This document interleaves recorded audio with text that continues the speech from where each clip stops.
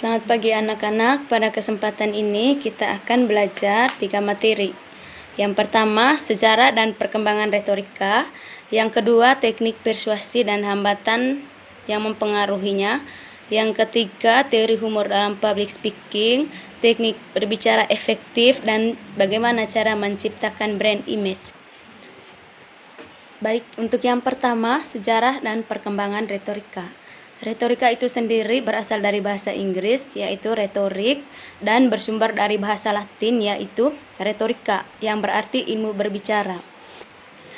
Jadi di sini retorika itu merupakan suatu ilmu yang memiliki sifat-sifat rasional, empiris, umum, dan akumulatif. Nah, untuk yang pertama, empiris, di mana empiris di sini itu bisa menyajikan fakta-fakta dan diverifikasi oleh panca indera. Untuk di sini apa yang disampaikan oleh pembicara harus tersusun secara sistematis dan logis, secara berurutan, sehingga penerima atau pembaca bisa mengerti isi karena memiliki nilai sosial. Jadi di sini untuk umum yaitu terbuka untuk secara keseluruhan atau untuk banyak orang.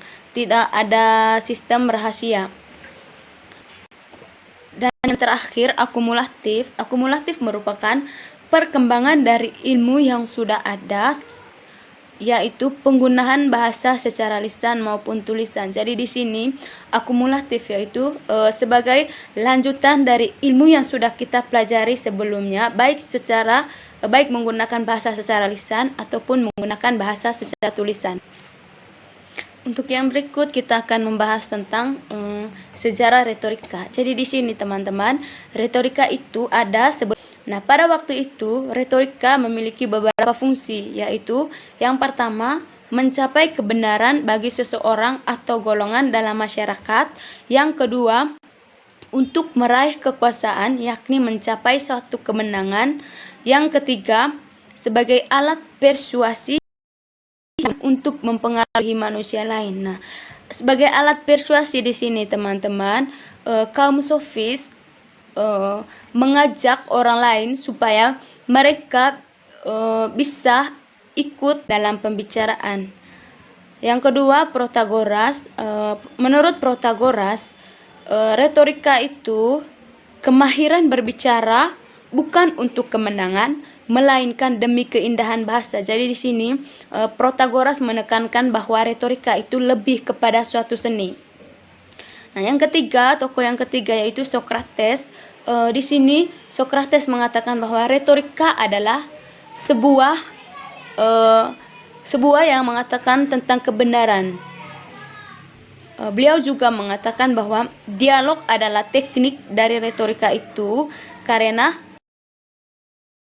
kebenaran akan timbul dengan sendirinya. Jadi melalui dialog, beliau mengatakan bahwa melalui dialog kebenaran itu akan muncul dengan sendirinya. Yang berikut, tokoh yang berikut, Isokrates. Beliau mengatakan bahwa hakikat pendidikan adalah kemampuan membentuk pendapat-pendapat yang tepat mengenai masyarakat. Isokrates juga percaya bahwa retorika dapat meningkatkan kualitas masyarakat. Retorika juga tidak boleh dipisahkan dari politik dan sastra. Jadi beliau berpendapat bahwa selain untuk membentuk pendapat-pendapat mengenai masyarakat, juga bisa meningkatkan kualitas masyarakat. Dan beliau juga berpendapat bahwa retorika tidak akan bisa dipisahkan dari politik dan sastra. Tokoh yang berikut yaitu Plato. Menurut Plato, retorika di sini memegang peranan penting bagi persiapan untuk menjadi pemimpin. Retorika memberi kemampuan penggunaan bahasa yang sempurna. Jadi di sini adik-adik, Plato mengatakan bahwa retorika memegang peranan penting bagi persiapan untuk menjadi pemimpin, di mana retorika ini berkaitan dengan bagaimana cara kita berbicara di depan umum dan mengutarakan segala pendapat kita di depan umum. Dan di sini Plato juga mengatakan bahwa melalui retorika kemampuan berbahasa kita akan menjadi lebih meningkat. Tokoh yang berikut Aristoteles. Aristoteles mengatakan bahwa retorika itu sebagai suatu filsafat atau sebagai suatu sejarah. Berbeda dengan pendapat tokoh-tokoh lain tadi menekankan retorika itu ke seni, tetapi Aristoteles menekankan bahwa retorika itu sebagai filsafat. Menurut Aristoteles di sini tujuan retorika itu membuktikan maksud pembicaraan atau menampakkan pembuktian. Jadi di sini Aristoteles menekankan bahwa retorika itu bagaimana maksud dan tujuan dari yang kita bicarakan, sehingga apa yang kita bicarakan nanti bisa diterima. Tacitus mengatakan bahwa retorika akan hilang nilainya dengan berkurangnya demokrasi. Dan di sini Tacitus juga memberikan alternatif ketika kemerdekaan berbicara dikuasai oleh retorika palsu, maka lelucon dan syair menjadi tandingannya. Tacitus juga melukiskan bahwa kemungkinan bahaya retorika yang seperti ini adalah adanya pengaruh tanpa kecakapan atau pengetahuan, atau adanya pengaruh yang membenarkan yang salah. Jadi di sini retorika akan hilang nilainya dan berkurangnya demokrasi. Dasar utama persuasi. Kemudian penyusunan pidato harus teliti tujuannya. Jadi di sini Charles Wilbert menegaskan bahwa dalam berpidato itu kita harus tahu, kita harus meneliti apa tujuan dasar dari pidato yang kita bawakan. Yang ketiga, William Norwood Briggs. Beliau menekankan pada faktor keinginan sebagai dasar persuasi. Menurutnya ada 4 unsur persuasi. Yang pertama, rebut perhatian pendengar.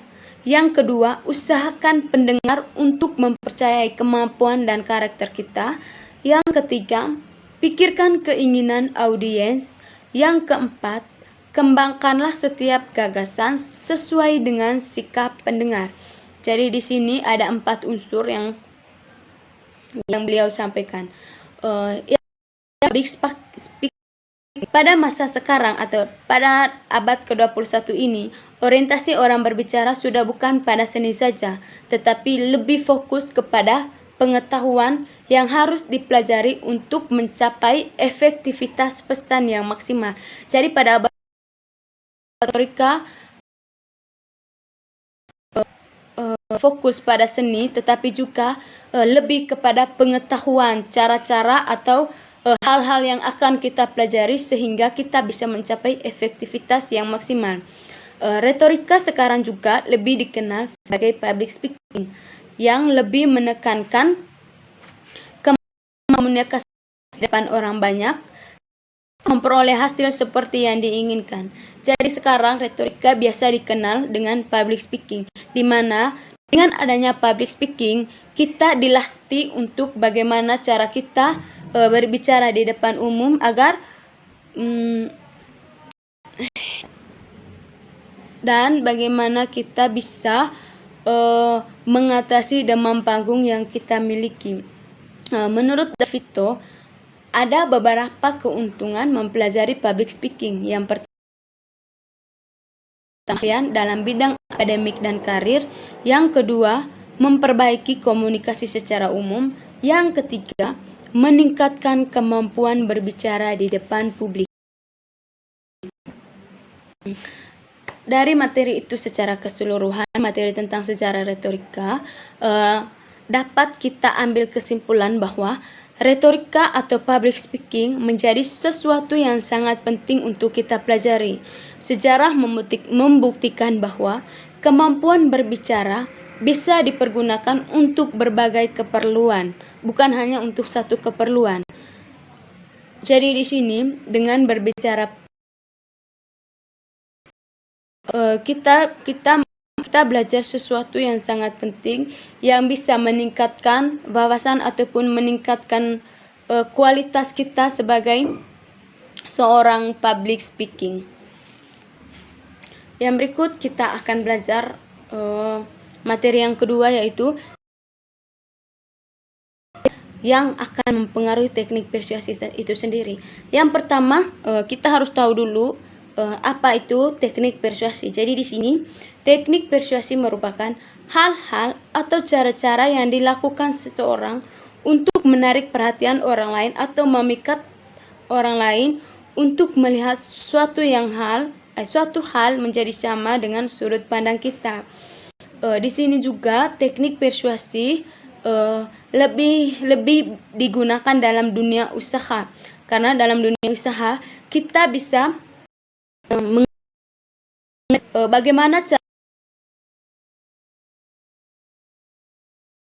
menarik perhatian dari para investor ataupun dari para konsumen. Selain itu, adapun metode-metode persuasi. Yang pertama, pengulangan. Yang kedua, membuat pesan dalam konteks yang penting bagi audiens. Yang ketiga, meyakinkan para audiens dengan menceritakan pengalaman. Yang keempat, personalisasi penerima pesan agar sesuai dengan latar belakang. Yang berikut, selain metode-metode dalam persuasif, adapun hambatan-hambatan yang dapat mempengaruhi teknik persuasi itu sendiri. Yang pertama, kurangnya percaya diri. Kurangnya percaya diri. Dalam hal ini misalnya dalam sebuah usaha. Sebelum kita memulai sebuah usaha, tentunya dalam diri kita tidak adanya rasa percaya diri atau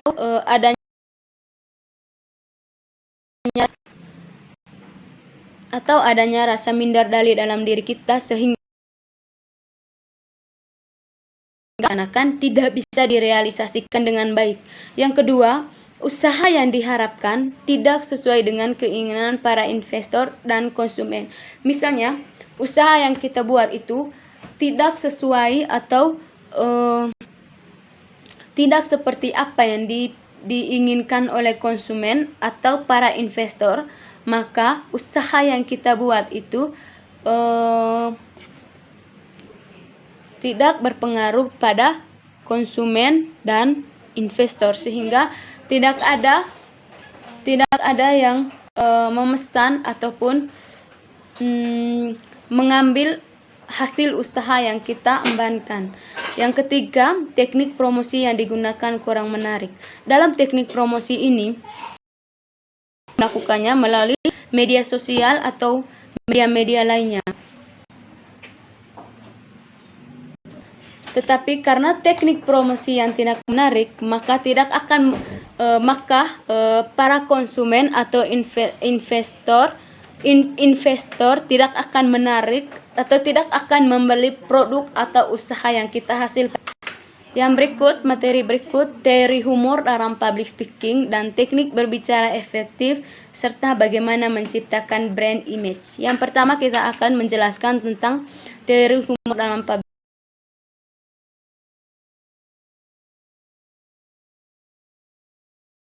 public speaking. Jadi dalam hal ini teknik humor sangat diperlukan dalam melakukan publik, supaya di sela-sela kita melakukan seminar atau publik agar tidak terlihat kaku, bisa diselingi dengan humor, tetapi harus ada hubungan. Jadi di sini teori humor itu merupakan hal yang sangat penting dalam kita melakukan training public speaking, di mana dalam melakukan seminar atau public speaking di depan umum ataupun di mana saja, kita harus selalu diselingi dengan humor yang memiliki hubungan dengan materi seminar yang kita bawakan. Tetapi humor yang kita bicarakan tidak boleh mengandung suku, ras, dan agama. Dan tujuan adanya humor yaitu agar tercapainya kemampuan praktis meningkatkan kecakapan menggunakan humor untuk berbicara di depan umum. Karena dengan adanya humor, proses kita bicara atau cara kita bicara lebih fleksibel atau lebih santai. Yang berikut, yang kedua, teknik berbicara yang efektif. Teknik berbicara yang efektif juga di sini merupakan salah satu cara yang paling baik dalam melakukan komunikasi, karena dalam karena dalam berbicara kita harus memperhatikan setiap kalimat ataupun hal-hal yang kita bicarakan di depan umum, apakah efektif bagi audiens atau tidak. Adapun tujuan atau adapun teknik dalam berbicara efektif, yang pertama berbicara dengan melakukan gerakan badan, yang kedua melakukan penyesuaian dengan situasi terhadap lawan bicara sehingga pesan yang kita berikan bisa disampaikan dengan baik atau bisa diterima dengan baik oleh para audiens. Yang ketiga, kita harus menghargai lawan bicara saat kita menyampaikan pesan. Menghargai lawan bicara di sini apabila lawan bicara kita ingin menyampaikan sesuatu kepada kita, tentunya kita harus mendengarkan lawan bicara kita. Yang berikut, kita harus menanggapi dengan baik bagaimana lawan bicara kita ataupun bagaimana baiknya sikap kita terhadap reaksi dari lawan bicara kita. Selain teknik berbicara, adapun prinsip-prinsip dalam berbicara. Yang pertama, kita harus memberikan kesempatan kepada lawan bicara kita untuk menyampaikan pesan atau menyampaikan sesuatu, baik berkaitan dengan hal yang kita bicarakan ataupun berkaitan dengan hal lain yang masih berhubungan dengan yang kita bicarakan. Yang kedua, menatap lawan bicara dengan sopan secara bergantian. Nah, dalam hal ini saat lawan bicara kita berbicara atau menyampaikan pesan, menyampaikan sesuatu kepada kita, sebaiknya kita harus memperhatikan lawan bicara kita. Yang berikut, berbicara dengan baik, jelas, dan mudah mengerti. Dalam sebuah seminar ataupun public speaking yang kita lakukan, kita harus berbicara agar semua orang mengerti dengan apa yang bicarakan. Dengan kata lain, kita harus berbicara dengan intonasi yang jelas, artikulasi yang jelas, kemudian arti dari hal yang kita bicarakan juga jelas sehingga mudah dimengerti. Yang berikut, memahami semua apa yang dibicarakan sehingga inti dari pembicaraan bisa terrealisir. Kita sendiri sebagai orator ataupun sebagai pemateri dalam hal ini, dalam melakukan seminar, kita harus bisa memahami apa yang kita bicarakan sehingga inti dari pembicaraan itu bisa direalisasikan ke teman-teman ataupun ke orang-orang yang mengikuti seminar yang kita bawakan. Yang terakhir, materi yang terakhir itu bagaimana cara kita menciptakan brand image kita. Nah, di sini brand image itu bisa juga disebut dengan citra. Jadi dalam menciptakan brand image, kita harus memperhatikan tindakan dan bahasa tubuh kita, seperti bagaimana sikap kita di depan umum, saat kita membawakan sebuah pidato ataupun public speaking lainnya seperti seminar, bagaimana citra atau sikap kita, karena itu merupakan salah satu hal ataupun salah satu cara bagaimana kita menciptakan gambar diri kita yang kuat di depan publik. Nah, dalam hal ini